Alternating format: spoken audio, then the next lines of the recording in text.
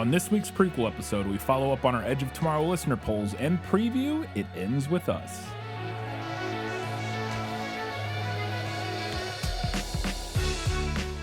Hello and welcome back to another Prequel episode of This Film Is Lit, the podcast where we talk about movies that are based on books.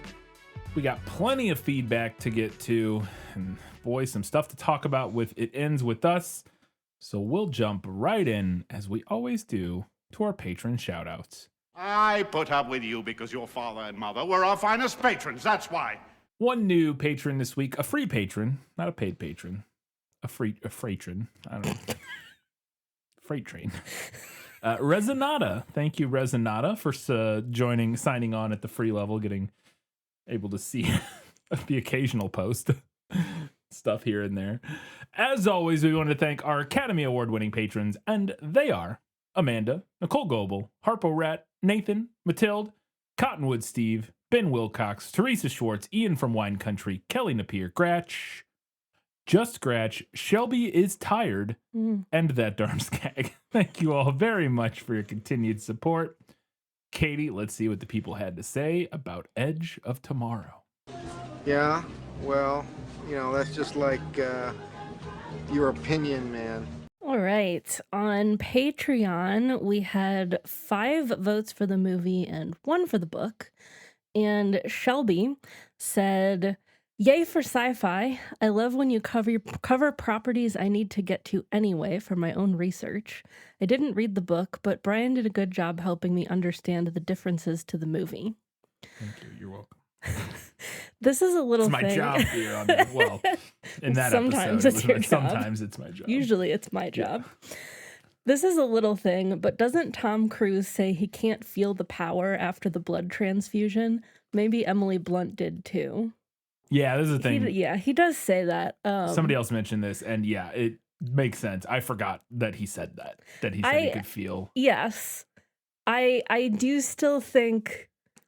I think it's a weak explanation. Well, and I will add that also, I think on top, I would have to remember I would have to go back and watch it. I think the exact context is that he already knows at that point. He's already, my point is, if you didn't know that you could lose the power with a blood transfusion, would he know that it felt different in a way that meant he had assumed that he felt different because he had a blood transfusion? Right, yeah. So I don't know if that necessarily tracks for Rita, because ostensibly she might not know.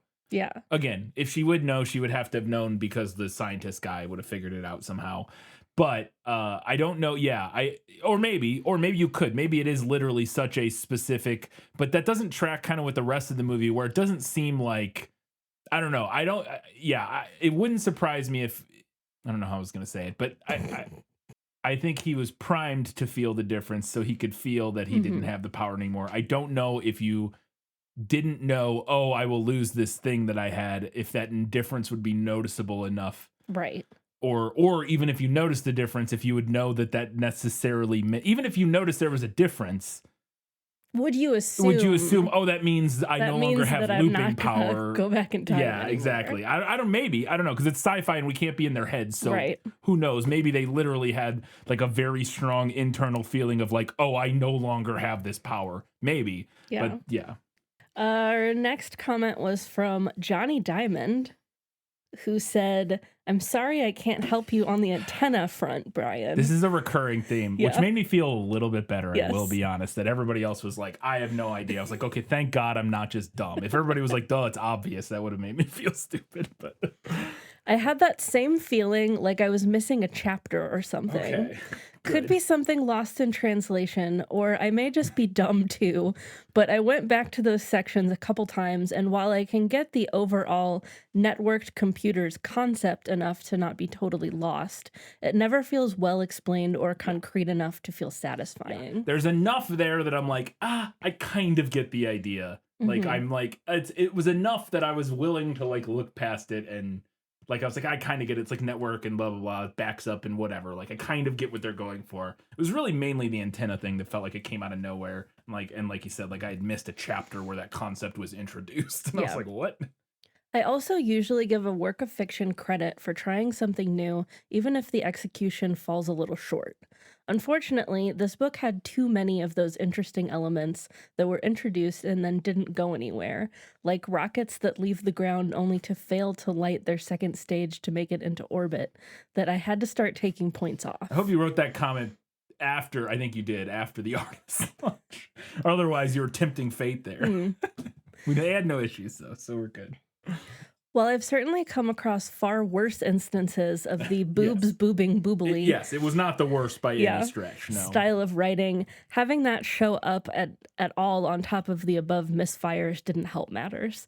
I can't quite give the book a pass on its portrayal of women, even if the POV character is an angsty 18-year-old. Yeah, I mentioned that mainly as like a slight, because I do think there's, and that's maybe a broader discussion. I do think there's an interesting discussion to be had about like writing a character like this to have angsty 18-year-old thoughts while also making sure, like, can you do that in a way that feels true and authentic while also not feeling like you're endorsing said shitty 18-year-old hormonal dude thoughts? You know what I mean? Like, I don't know. And I don't think this book even cared to try, but I do wonder, like, I would be interested to see. And obviously we talk about that and stuff all the time, that like there's tons of media that depicts characters with shitty perspectives and stuff. But I do think in this particular instance, there is something really interesting about, like, if you're trying to capture that in your protagonist. But yeah, then I think you just need to comment on it at some point. You need to have the other characters call it out or something like that, which this book just never does. So. The movie, on the other hand, knows what it is capable of, a sci-fi action romp, and it excels in that lane. All the expected tropes of the genre are there and well done, and some elements, like Cage's insertion into the story as an unwilling coward, are a great twist that added actual value. While I wish they could have found a way to do something other than yet another storming Normandy riff than with a white guy lead, I'm glad they at least made the changes to Cage they did. If he'd just been a whitewashed version of, was it Kaiji? That's how I pronounced Kaiji? it. I don't know, yeah. That would have tacked too much toward cliche, and I don't think the movie would be half as fun. Keeping the original setting of Japan and or diverse leads would have been worth an effort, but if Hollywood is going to Hollywood, this motivation switcheroo at least had some upside. The romance may be tacked on and the ending a little too neat, but I give this to the movie. Yeah, again, pretty much echoes my thoughts almost exactly. I just going back to the pronunciation of Kaiji's name, I actually don't know how to pronounce it, because I will say I thought it was interesting in the book. I mentioned that at the end, the Killer Cage is like scrawled onto his armor. That's like the nickname the other soldiers give him after his whole big murder spree at the end, killing all the other mimics. And he says that was how the Americans pronounced his name, which is interesting because Kaiji is not, I guess, like, that's not like it's close and they're misprint. You know what I mean? Yeah. It's not like Kaiji's hard to say for an American or something like that, where you would say cage.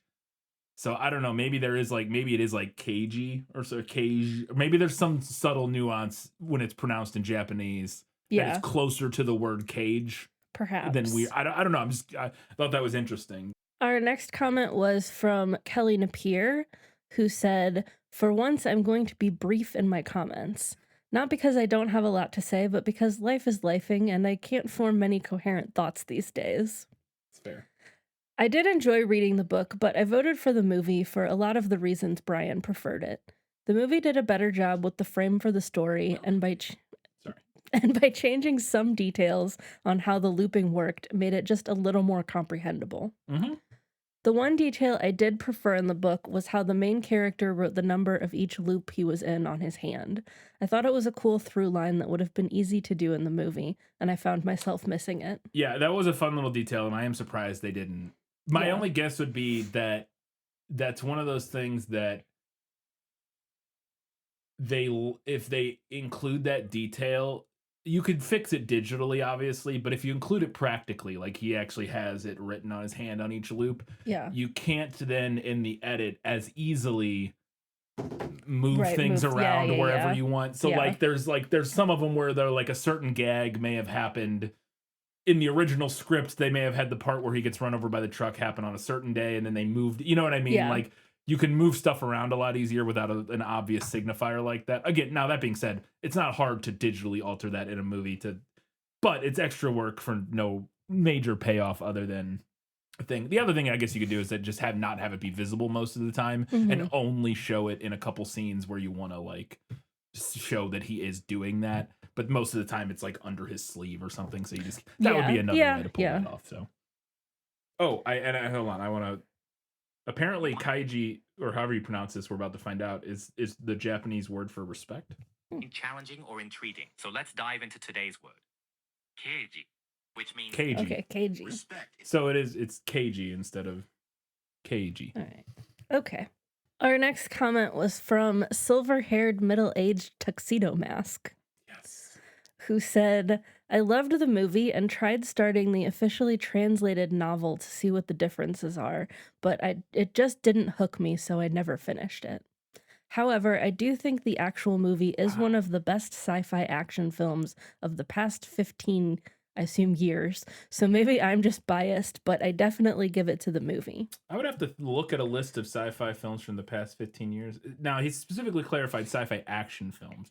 Right. And that might be true. I would have to think about it. I think it's a pretty good sci-fi action movie. I don't know. I would have to see a list, but... On a side note, I wonder if all the chest talk in the light novel is because of trying to predict the inevitable manga/anime adaptation, getting all those marketable character designs in there and such. Yeah. The potato lady would probably be a popular character on the internet. Yeah, it also could just be that, yeah. I think it's classic sci-fi thing generally, but also in a, you know, it's just a popular thing generally, and you know, like a young adult novel to describe the love interests, potential love interests in a way that is sexually appealing to the reader. You know what I mean? Right. Like, yeah, so there is that element of it as well. I feel like I'm gonna have to go back to Barnes and Noble and flip through the manga and see if I can find Potato Lady. See if she jumps out at me. Her name's Rachel, if you do see her. Okay.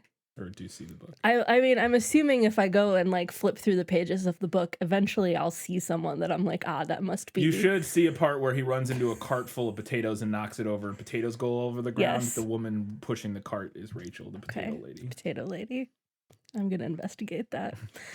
Our next comment was from Charlene, who said, I agree with Brian that a series of fuck it loops could have been fun, but maybe it would have felt too, I don't know, indulgent.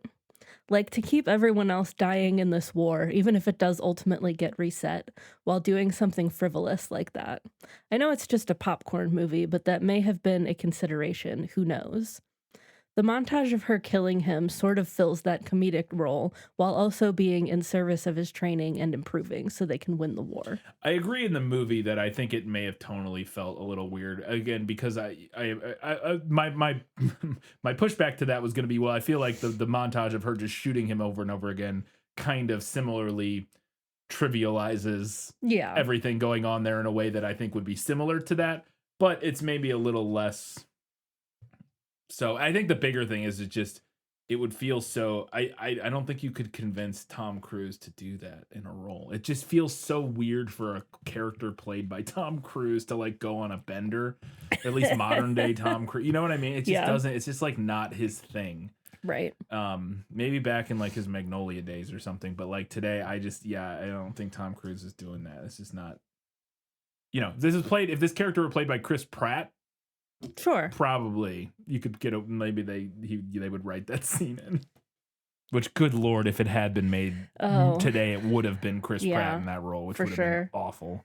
I don't even dislike Chris Pratt generally. Like, I think he can be good when he's used properly, but good Lord, he's in too much stuff. Our next comment was from Nathan, who said, I'm reluctantly going with the book, and it's looking like I might be alone in this take. I don't disagree with Brian that the book really falls apart at the end, and honestly, I would trace the collapse to even earlier than the last 20 pages. Probably true. I was estimating. I think Rita asking what loop he is on was the last really good moment. That sounds right in my head from about when I started feeling like with the book. I wanted them to have a full conversation about what they had both been through in the loops, but instead we just get her backstory. Like, obviously, we need that, but it would have been more interesting if it had been in conversation form so that he could talk back, and also we would avoid the weird perspective shift. That also would be interesting because it definitely would have added to their relationship. For her, like, even if you want to do it a similar way, but like where it's more like a flashback, like how the book does it, or however. But I do think him learning her backstory would have helped make their relationship more compelling. Yeah. If he knew about like why she was like she is. We do as the reader, but like he has no idea anything about her backstory. So I agree that the whole goal for leaving the loop is also very unclear. In my head, it just became destroy all the mimics. essentially, yeah. I really don't think Rita had to kill Hendrix to escape a loop, because if she knew that was necessary, why would she have let KG beat the whole mimic squad on the penultimate day, knowing it wouldn't actually work? That's a fair point. I forgot about that they do a thing thinking they know it's going to work, so she shouldn't have known all along that. And somebody else had a comment that that was okay, we'll get to it on the next comment about the whole Hendrix thing. We'll get to that later. Okay. On the positive side, I thought the message of the book was very clear and way more interesting than the movie. The book was firmly, war sucks and it would still suck if you played it like a video game, because those rando NPCs whose deaths you don't worry about are real people who, if you don't save them the last time, are really permanently dead. No matter how hard you try to save everyone, some folks will end up dead the last time through the loop. I think making him have to kill Rita is a very sloppy attempt to nail home the idea that there are no happy endings, but it could have been done way more effectively by making him choose between saving her and defeating the mimics. Of course, then you are fridging Rita, so maybe he was trying to mitigate that issue. I mean, you're still fridging Rita. You're just I making think you're fridging KG her do every it way. instead of yeah. Either way, it definitely doesn't work as is, but I like the idea of the book's message. I didn't get any of the war is cool vibe that Brian mentioned.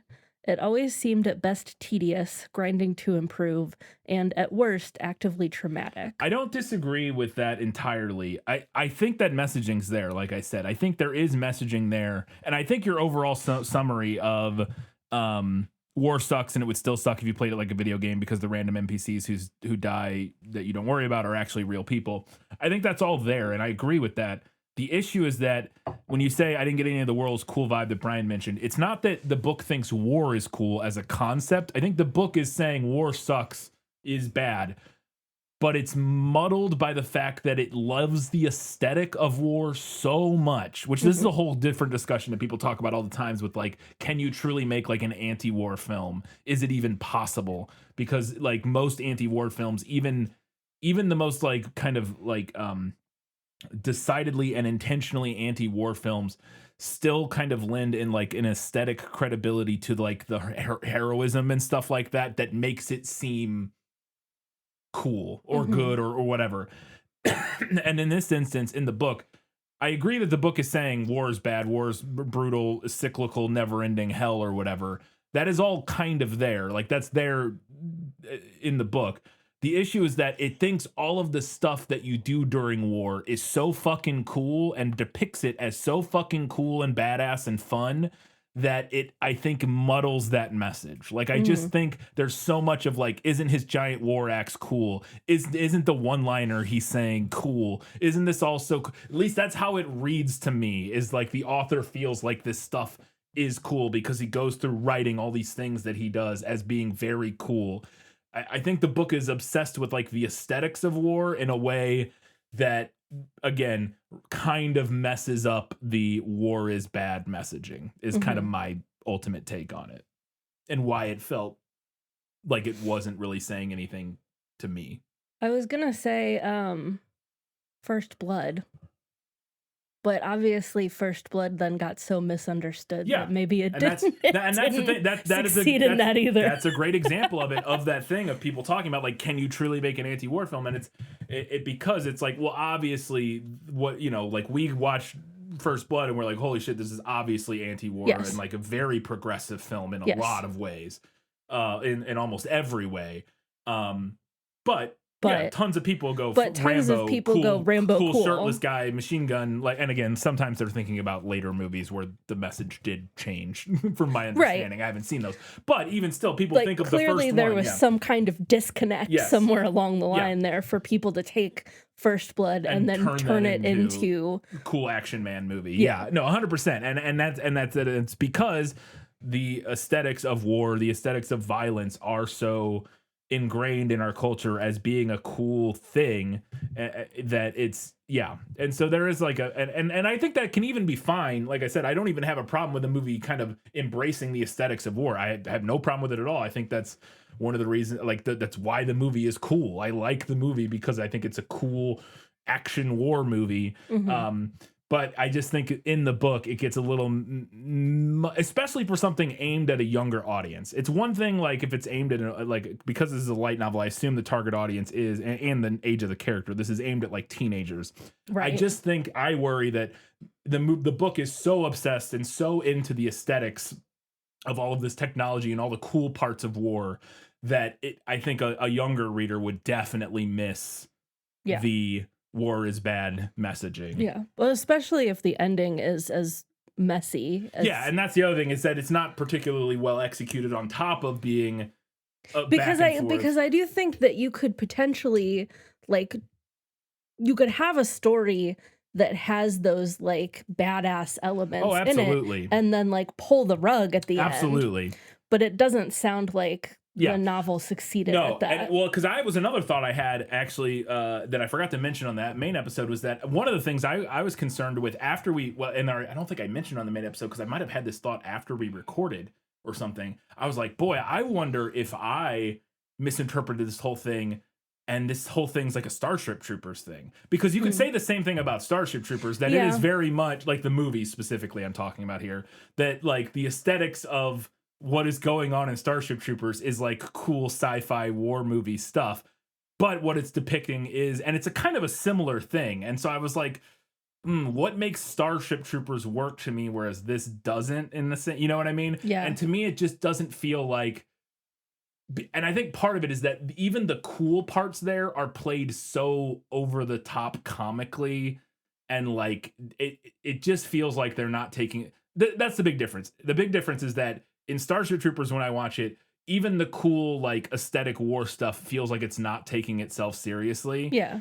Whereas in this book, the cool, badass war aesthetic stuff felt to me like the author was taking that seriously and, like, actually does genuinely think all that stuff's really cool. Whereas I don't think, I can't remember, the director of Starship Troopers actually thinks all that stuff is cool, or maybe he does in some regard. I don't know. It's complicated. I will fully admit that it is kind of complicated, but there was just something about the way the book was written that it didn't feel. And to your point, like, and there was no, because that's another way you could do it, even if it's not like an out and out satire like Starship Troopers. You could do another thing where it is like this. Like, you're setting up like this cool aesthetic of war and making it all seem very cool and badass, but then there is like more of a rug pull that makes it feel like, oh shit, that was all a facade. Yeah. But it's so interwoven back and forth between, like, war is hell, grimy, sucky. Like, from moment one, the very first depiction of battle in this is horrifying, and like, he watches his friend die, and it is like the classic, like, war is a miserable, hell, brutal. We should do everything we can to avoid war. That's like the very first battle in the book. And so there is no rug pull moment later, because it establishes that immediately, but then goes on to also be like, but aren't these jackets pretty cool? Isn't it pretty cool that he has this sick ass Warhammer? And isn't it kind of cool that, like, he kind of like met his dream girl through this, but then he had to kill her. But like, it just I don't know. It's hard to describe. It didn't, the way, the thematic tonality of it all just didn't quite add up to me in a way that worked. So, but I could understand why it might work for somebody, because I could talk myself in circles about it. Clearly. Okay, back to Nathan's comment. The best part of the book, which really departs from the movie, is the idea that the mimics are learning too. The way the final battle comes to Keiji really shifts the stakes and makes it really feel like even with the looping, he might lose. That is a point that I think is true, is that in the book, it is definitely they are learning from the loops in a way that feels more isn't really depicted in the movie. I'm not clear how he could lose, similar to how I'm not clear how he could win, but both seem possible. In the movie, it seems inevitable that Cage will eventually win unless he somehow stumbles into getting a blood transfusion, which wouldn't even be the mimics beating him. But see, to be fair, for most of the book, I felt the same way. Until we get to the end, I don't know. I will say for most of the book, because there's literally no way that I was aware of for the entirety of the book for him to lose this power. Yeah. I was like, well, he can't lose. Like, there's ultimately he's gonna figure out a way to defeat. You know what I mean? Like, I felt that way in the book. Like, he has to. Right, because if he can't lose it, if he can't lose the power, you just keep it unending. Seemingly, which I guess would be a way to lose. Seemingly. And again, his point is that, well, in the book, the it's more clear that the mimics are also learning from their loops. Right. And so they, like, for instance, the final battle when they attack, they ambushed them at the base, which has never happened before. They always fight somewhere else, but this time they do this ambush at the base. And so, like, there is this element of, like, the mimics kind of learning and adapting. But again, it doesn't matter because they just, they kill him, and then he starts over again. And so, like, it never, like, I didn't feel either way. Like, in the book, I actually felt like there were slightly more stakes in the movie because you knew there is a way that this could end without him winning, which is that he gets injured and gets a blood transfusion. As far as the movie, I think it's a profoundly mediocre action/war film. I had heard good things about its hook raising it above the normal level of such things, but that was not my experience.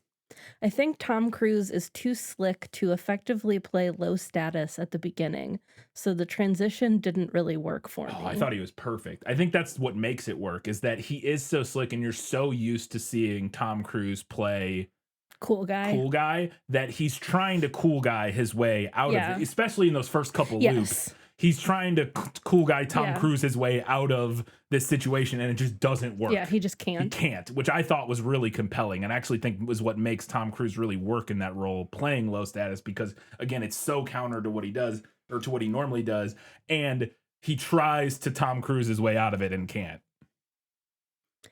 Aside from Rita, there were no other characters I cared about dying, so it didn't grip me emotionally at all. The film aims low and to my eye doesn't really achieve even that. All in all, I give the book the win for trying something interesting even if it kind of whiffed. Finally, I think that Rita knew she had left the loop because she stopped having the associated visions. I got the sense that the visions were a repeated part of things after they started. Yeah, that could be too. That's another element of it. Apart from the, like, I can feel it thing that he says also, is just, they have the visions. And they said they become more and more frequent. Like, the longer they're doing the loop, or at least I thought that's what they said. Also in the book, it's specifically mentioned, which I can't remember if the movie does this, is that they start getting migraines, like horrible headaches, the longer they've been I don't looping. remember that being in the movie. Yeah, and so, Okay, our last comment on Patreon was from Cottonwood Steve, who said, I'm going to say I prefer the movie instead, even though the art in the original manga is pretty darn impressive and the story seems a little more hard sci-fi rather than Hollywood sci-fi. I haven't read the manga, to be fair, but from what I've heard, it's pretty similar. But the it's I don't think it's any harder sci-fi. I think it tries to be at times in terms of some of the things in it, but I think overall it felt the book felt very. I was like, oh yeah, obviously this was turned into a movie. Like, it felt like reading a movie to me. Like, it felt pretty Hollywood. Again, the big kind of, it felt even more Hollywood in some ways, again, with the big, like, oh, we have to have our two protagonists fight each other for seemingly no real reason, kind of out of nowhere. Like, it felt, a lot of some of the decisions felt like decisions made for spectacle and whatever, as opposed to actual, like, strict, like, narrative driven decisions, or like strict adherence to, like, the rules of the universe you've said. You know what I mean? It felt less like he was worried about that. So in that way, I'd almost say it felt less hard sci-fi than the movie. they're both kind of like wishy-washy. Yeah. Two things really bring me in with this movie, and I cannot stress this enough. It actually takes the time to illustrate progression. Mhm. Cruz, who I always felt is a smarmy PR guy in regards to Scientology, plays the perfect lobbyist for a bullshit, untested technology. He is the advocate salesman of the future, so to speak. Mhm. The movie takes the time to show him train, fail, and even grow a little as a person. He gains real empathy, which is the perfect foil to Rita. She's the hardcore killer out of tragedy, not happenstance. It's interesting to see how both take on a different approach to the looping, and it's until Cage finally accepts Rita's point of view that he discovers the truth. I love this because it's character development through implied actions and nuance rather than being spelled out. At least that was how I looked at it. Mhm. Now, the book's explanation and final chapter is a little murky, but basically Rita implies that someday someone is going to have to kill KG as well. Yeah. While it was not spelled out all that well, the way I see it, the explanation of how the mimics work was done so more books could possibly be made. Edge of Tomorrow clearly needed an end. That's interesting because I almost felt, the movie definitely, I could argue, you could argue the movie has a more concrete ending. Yeah. No, it definitely does. Yeah, it because definitely does. the mimics are all dead. Yeah, or seemingly all dead. In the book, the war is not over. It's ongoing. Beyond that, I really respect the care and world building the film put into this. J Squad is a bunch of ragtags, and one can imply the humans are losing the war because we infer the. I'm a big stickler for imply infer, mainly because I always used to get them mixed up. So I go back. I constantly check in my head which one I'm using. Okay, J Squad is a bunch of ragtags, and one can infer the humans are losing the war because we have a real world example of this happening as Russia is sending prisoners, mentally disabled, and other outsiders to the front line as the attrition of a losing battle is catching up to them. I think this is why it made sense that Cage got sent to the front lines, because what's the point of putting him in jail for a decade when the human race might not exist after tomorrow? Yeah, That's fair. That's fair. Anyway, I adore this movie because it is fun enough for a guilty pleasure and has enough hard sci-fi where I won't complain about the mechanics of the time looping unless I get a few IPAs or some wine in me. I'm still looking forward to the new anime All You Need Is Kill, where it seems to take on a different perspective with Rita as the main character, but it could just be a gender swap. Huh. I don't know. I'm trying to stay away from the plot rundown because this anime takes on a much more surreal and colorful take on the story. Yeah, I think it's out, or I don't know if it's out in America.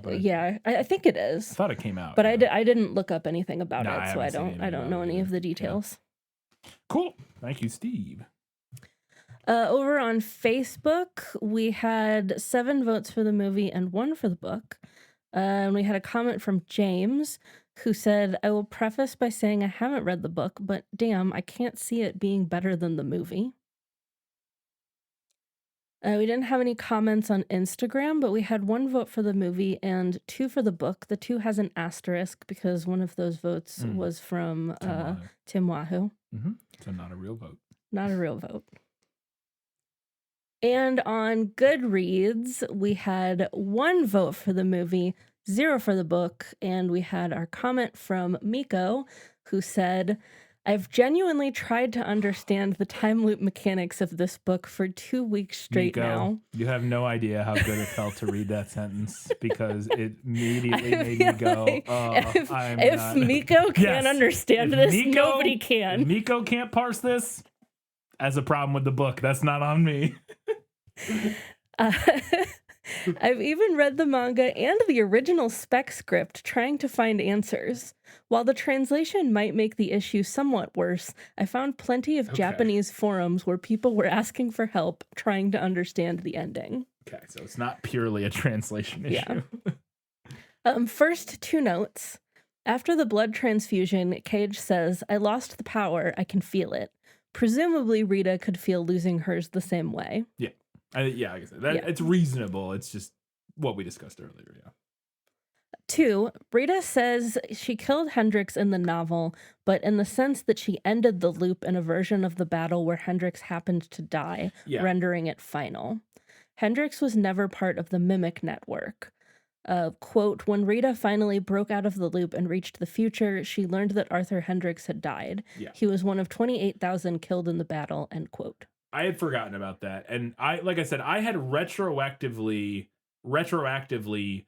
had like an epiphany of like, oh, maybe while reading the book, I did not think that she had actually killed Hendrix. But then as I thought back on it after we were just like I had watched the movie and was like, and we were discussing it, I had like the thought like, oh, maybe that's what she meant when she said she killed Hendrix, is that she actually killed him. Because I was like, that would at least give me more. I was trying to like help add motivation or understanding to the final battle of why she figures out she needs to be killed or whatever. Yeah. And so I was like, oh, maybe she figured that out with Hendrix earlier. But then again, as other people said, it doesn't really add up. So it doesn't really make sense. And so, yeah, when she says she killed Hendrix, what she meant is she killed him by saving or by ending the loop or whatever on one where he did not survive or whatever. Yeah.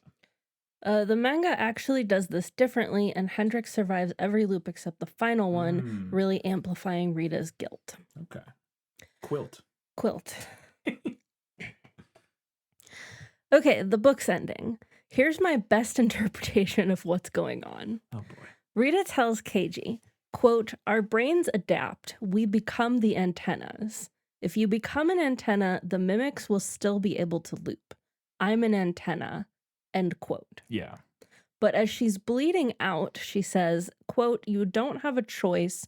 You have to break out of the loop before what happened to me happens to you. End this goddamn thing while you still can. End quote. And yes, I went and translated the original book to confirm what is said, and the straight translation... We're going to have to put Miko on the payroll at some point. The straight translation is, quote, this loop must be broken before your brain becomes like mine. End quote.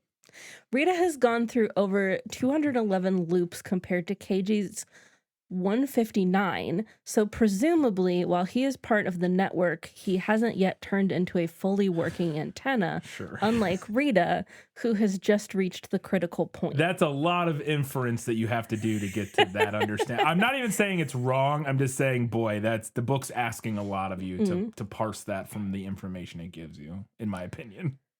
This makes me draw only one conclusion. Rita lies when she says only one of them can escape the loop. Really?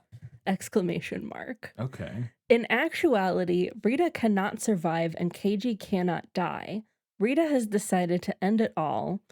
Quote, when I met Rita yesterday, she had decided that she was going to die. I didn't recognize it for what it was at the time, end quote. Yeah, I didn't mention that, but there is that. I forgot about that little part. So she lies, forcing the fight, and simultaneously gets to die, test Keiji's skills as her replacement, and end the loop. I still don't think this is 100% airtight, but I honestly doubt Sakurazaka thought this through. That makes the most sense that he didn't think it through and that you're trying to pick up the pieces. But I mean, your explanation makes as much sense as anything I was able to come up with, which to be fair wasn't much because I just was like, oh, I'm going to stop thinking about this. I don't care. While I wouldn't call the book bad, I think the movie made the story better in basically every way. Yes. The editing really sells the looping and shows Cage improving incrementally, giving him an arc. It has a clear goal, raises the stakes by kicking him out of the loop before the finale, has much clearer time travel rules, and isn't weird about its female characters. I mean, yeah. Yeah. I would say, yeah, entirely. Even with, we're allowed to look respectfully at Emily Blunt doing a sweaty push-up 4 or 5 times. Respectfully. It's not always the male gaze just because we're looking at a hot woman doing sweaty push-ups. The book also doesn't feel that well written. For example, the 3-page subchapter explaining the origin of the aliens is written in a totally different voice than the rest of the story.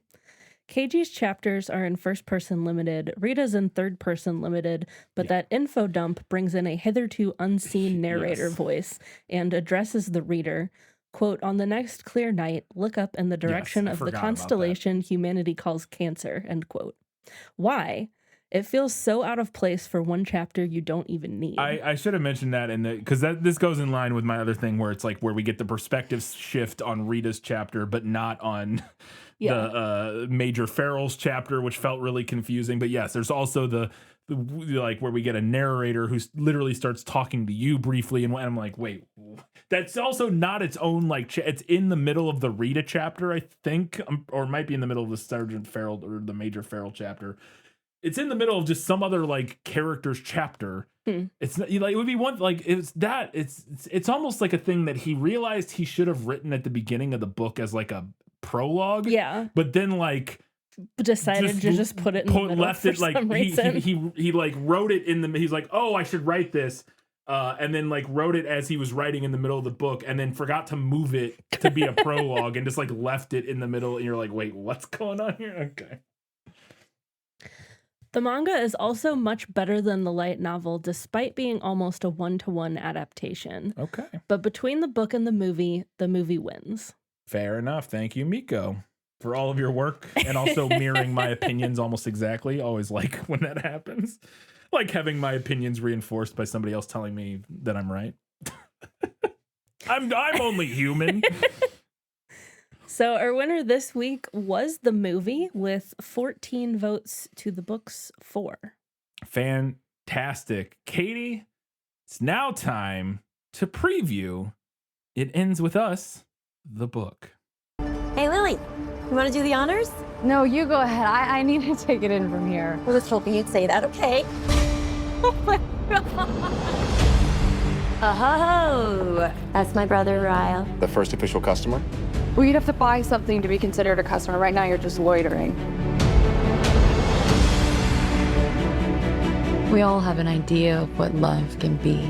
I want to see you again. Now you see me. You know what I mean. It Ends With Us is a 2016 romance novel by American author Colleen Hoover.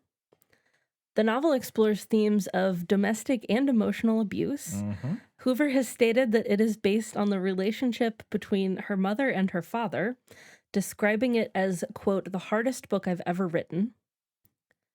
However, the book's publisher, Atria Books, still billed it as a romance novel, describing it as a story about, quote, a workaholic with a too-good-to-be-true romance who can't stop thinking about her first love. Mm-hmm. Which, insofar as much as I've read, I guess that's true.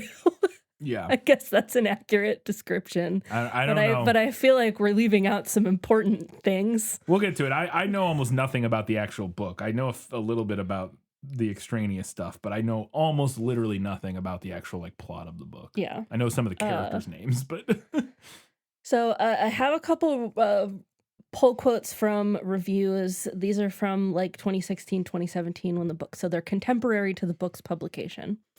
In a starred review, Kirkus Reviews wrote, quote, the relationships are portrayed with compassion and honesty, end quote, and concluded that the novel, quote, powerfully illustrates the devastation of abuse and the strength of survivors. Now, per their website, Kirkus only gives stars to about 10% of the books that they review. So, yeah, they got their so stamp they of so they approval, liked yeah. it. Kirkus liked it. And then Trisha Carr, writing for Romantic Times, said, it ends with us as a perfect example of the author's writing chops and her ability to weave together uplifting, romantic, and somber plot lines. No matter your level of fandom, readers will love and respect protagonist Lily and learn something from her struggles. So the book was initially successful. As of 2019, it had sold more than 1 million copies worldwide, been translated into more than 20 languages. It also won the 2016 Goodreads Choice Award for Best Romance. But the reason that I wanted to note that those review quotes were contemporary to its publication is because in 2021, the novel and Hoover's works overall experienced a huge surge in popularity thanks to Book Talk, which, if you're not familiar with the term, is the like book reading community on TikTok. Like very, very generally, very broadly. Yeah. So a huge surge in popularity over on Book Talk, accruing over 1 billion tags on TikTok. Due to that attention, It Ends With Us was #1 on the New York Times combined fiction bestseller list in January of 2022. It was #1 on the Publisher's Weekly Adult list for the first 6 months of 2022. and it was the best-selling novel of 2023, again, per Publishers Weekly. So this is years after it was published. It just like popped off. Yeah. So then, because of that popularity, we got a couple other things out of that. A sequel called "It Starts With Us" was published in October of 2022. In April of 2023, a special collector's edition of the book was published, which features a Q&A between Hoover and her mother.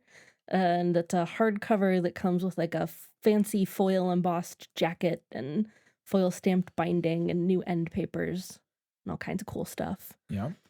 And then in January of 2023, Hoover announced the planned release of a coloring book based on It Ends With Us. However, there was a bunch of backlash to that due to the novel's subject matter. And she decided to cancel the project apparently the next day, stating, quote, "The coloring book was developed with Lily's strength in mind, but I can absolutely see how this was tone deaf." Interesting. So people were not into the idea. I wonder of that. how much of that was. Well, no, that would have been early enough that it was before any of the movie stuff. So, yeah, because that's. And we're not going to talk about it in detail, but that was a huge kind of sticking point in some of the whole stuff with Blake Lively. Yeah, there was a similar kind of snafu of people feeling, which I don't necessarily entirely agree with. But we won't get to it, and I'll explain why. We'll get to it in part right now. Well, actually, sorry, did you already say this last time? No, I was just going to say there's no other adaptations of this other than the 2024 film, so you're going to tell us about that right now. That special connection you feel. That first kiss.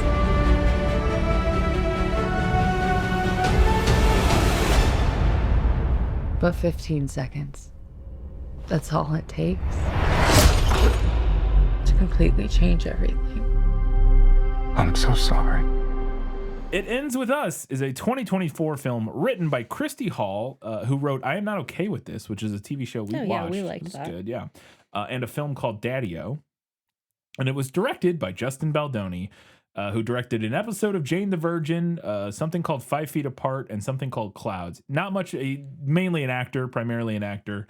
And producer now, but wasn't much of a director. Like I said, I don't think I had ever heard of this man. I had never heard of him either. Before he all was of the stuff with so this. one of the reasons he directed an episode of Jane the Virgin is I think that's what like his most known from is that he was a main a main character on Jane the Virgin. I never watched that. Yeah, I haven't watched it either. So, or at least I don't know if main character is the right term, but he was prominently featured for multiple episodes on that show. So. The movie stars Blake Lively, Justin Baldoni, Jenny Slate, Hassan Minhaj, and Brandon Sklenar, among others. Has a 55% on Rotten Tomatoes, a 53% on Metacritic, and a 6.3 out of 10 on IMDb. And it made $351 million against a budget of $25 million. So huge financial success. So Justin Baldoni optioned the novel, as I mentioned, in July of 2019 to be produced through his company, Wayfarer Studios. And then in January of 2023, Blake Lively was cast in the role of Lily Bloom. So getting into just a couple random fun facts before we get into some other stuff here. This is all IMDb fun facts. Young Lily's actress, Isabel Ferrer, has a facial mole in the same place as Blake Lively's. And it's an actual mole. Wasn't a prosthetic. She just has that. While the film is based primarily in Boston, it was filmed in New Jersey, in Hoboken and Jersey City. Thought this was interesting. Actress and activist Alexa Nicholas lambasted the soundtrack on Instagram for featuring a song by her abusive ex-husband Michael Milosh, founder and singer of the band Rye. I don't know any of the details or any of this surrounding this, but thought that was interesting. And then author cameo, Colleen Hoover has a cameo at Alyssa's birthday party scene. She's shown briefly, and then she can be seen again in the background. All right, so we're look going to look out for Colleen Colleen Alyssa's Hoover. birthday party. So, and then my final IMDb trivia fact that transitioned us into the other part, which again, you guys are going to be disappointed at how brief this is because we're not doing it. Colleen Hoover admitted that the highly publicized feud between Blake Lively and Justin Baldoni over this film made her regret writing the book in the first place. She explained, I can't even recommend it anymore. I feel like the lawsuit has overshadowed it. I'm almost embarrassed to say I wrote it. When people ask what I do, I'm just like, I'm a writer. Please don't ask what I wrote, no. which I thought was funny. That's why I included this. I just thought that quote was very funny. She said that the negative publicity has also affected her mother. Quote, the book was inspired by her story, and now it gives us PTSD to think about it. I feel awful because I almost feel like she's gone through more with the aftermath of this film, more pain than she went through with my dad, just seeing the ugliness of it. The more time that passes, the easier everything gets for all of us. But it is sad because I was very proud of that book. I'm still proud of it, but less publicly so. Maybe I need therapy. I don't know. Quote, which I thought, I don't know. It seemed that sucks. Yeah, it is. Yeah. And that brings us to said controversy. I'm sure most people listening are aware, but there is a very public, is a very public and very ongoing feud between Blake Lively and Justin Baldoni. We are not going to cover all of that here. There is simply too much, and it is far too complicated. And we're not that kind of podcast. We're also not that kind of podcast, really. I have listened to dozens of hours of podcasting about this case, and I still don't feel remotely informed enough to really break it down. Part of that's because I'm listening to it while doing other. I'm not like actively engaging with every second of those podcasts, but I'll just say this, based on the reporting and breakdowns that I have consumed, specifically from the podcast Gavel Gavel, which is a show run by people who I generally trust to do good research and come to unbiased conclusions, and whose motivations I also generally trust because they're very progressive people who I know they aren't coming in. They're not like conservatives or shitty people or whatever who, right. I trust their general motivations in things. This case seems to me to be kind of similar to the Amber Heard Johnny Depp case in terms of whose side I'm on, meaning I am generally on Blake Lively's side. Justin Baldoni even hired the same PR firm to help launder his reputation and stir up negative sentiment towards Blake Lively. Also, by the way, we're probably going to get comments from people because the people on Justin Baldoni's side on this are unhinged. Yeah. That is to say, I basically think Blake Lively is telling the truth. That doesn't mean I think every single thing she's said or done has been perfect by any stretch, but I also tire of feeling the need to caveat my support for someone that I think is likely a victim of sexual harassment because she was a bit cringe and self-important. I also find that kind of exhausting.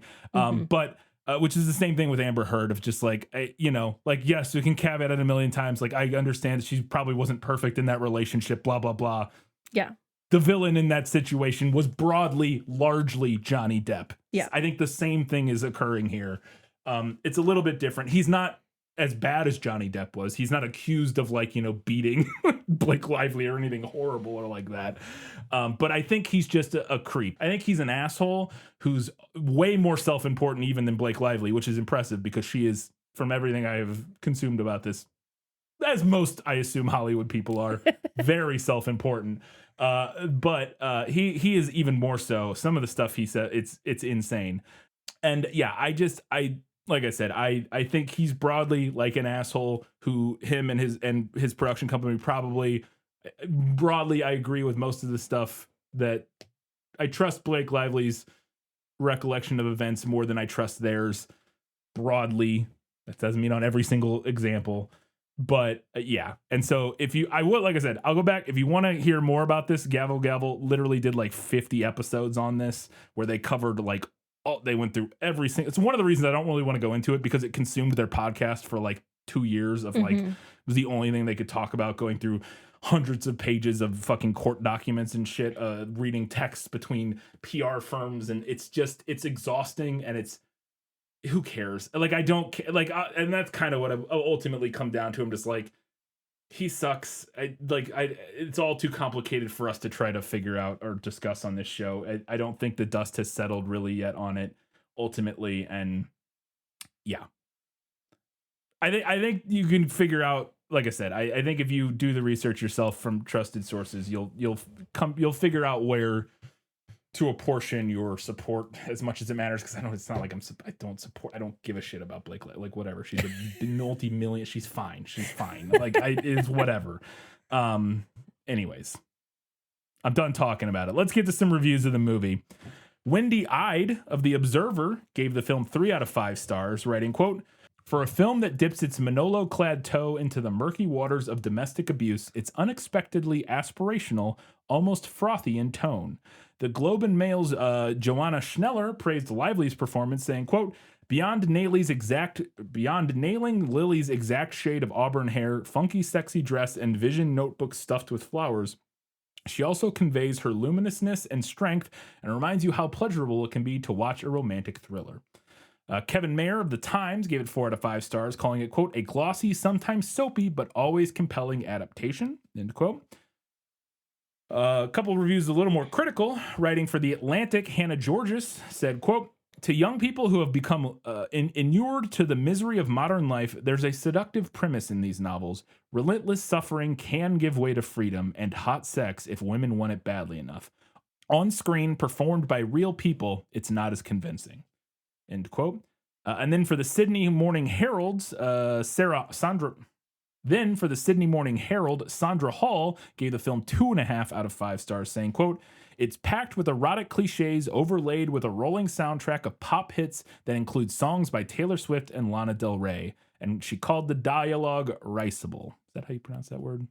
I have no idea. Riceable? I think that's how you pronounce that word. R-S-I-B-L. R-S-I-B-L. I'm pretty sure that's riceable. It's risible? According to Google. Risible. Yeah, risible. As always, you can do us a favor by heading over to any of our social media platforms, Facebook, Instagram, Threads, Blue Sky, Goodreads, any of those places interact. We'd love to hear what you have to say. Boy, yeah, let us know, I guess. I shouldn't have plugged our social media on this one. And then you can support us by heading over to patreon.com/thisfilmislit. Get access to bonus content, all kinds of good stuff. At the $15 a month level, you get access to priority patron requests. And this was a patron request from... This was a request from Nathan. Yeah, who literally said he did it just to torture us with all the stuff around it. Or something like that. Something like that. Thank you, Nathan. I appreciate it. No, I actually am. Katie, where can people watch? Well, as always, you can check with your local library or a local video rental store if you still have one. Otherwise, you can stream this with a subscription to Netflix, or you can rent it for around $4 from Prime Video, Apple TV, YouTube, Fandango at Home, or Plex. So I am actually interested to watch this movie from the discourse perspective, but not the Justin Baldoni, Blake Lively discourse perspective. No, yeah. From the, what do we think about this as a depiction of domestic assault or a domestic abuse, and what is it saying about it? And is this like a good book? You know what I mean? Like a good story. That's the angle I'm really interested in, because again, even before all the Baldoni Lively stuff, there was a whole bunch of discourse about just the merits of this story broadly, which I think are way more interesting and obviously way more in our wheelhouse as a podcast. Totally agree. I'm hoping to get a 50 Shades vibe from our conversation. We shall see. On this one. We shall see. We shall see. Because I did have a bit of a hot take on 50 Shades, but we'll see. So, all right, that's going to do it for this episode. As always, you can come back in 1 week's time, and we're talking about, well, we won't always be talking about It Ends With Us, but next week we're talking about It Ends With Us. Until that time, guys, gals, non-binary pals, and everybody else, keep reading books, keep watching movies, and keep being awesome.